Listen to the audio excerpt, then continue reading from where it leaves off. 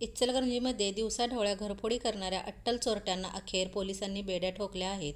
7 मे 2026 रोजी टाकोडे रोड परिसरातील एका बंद घरातून तब्बल 10 लाखांहून अधिक किमतीचे सोने, चांदी आणि रोख रक्कम चोरीला गेली होती. घरमालक कार्यक्रमासाठी बाहेर गेले असताना चोरट्यांनी ही घरफोडी केली होती. या घटनेनंतर इचलकरंजी पोलिसांनी तपासाची चक्रे वेगाने फिरवली. घटनास्थळ परिसरातील सीसीटीव्ही फुटेज तपासण्यात आले.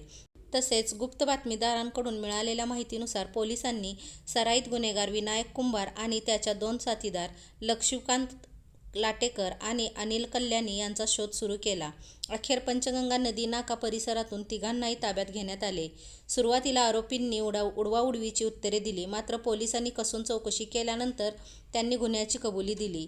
पोलिसांनी आरोपीकडून तब्बल 6,44,000 रुपयांचा मुद्देमाल जप्त केला आहे. यामध्ये सोन्याचे दागिने, चांदीचे दागिने तसेच 2 मोबाईलचा समावेश आहे.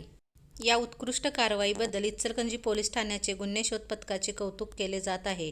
अशाच महत्त्वाच्या आणि विश्वासार्ह बातम्यांसाठी आमच्या सत्यस्पर्श चॅनलला सबस्क्राईब करा.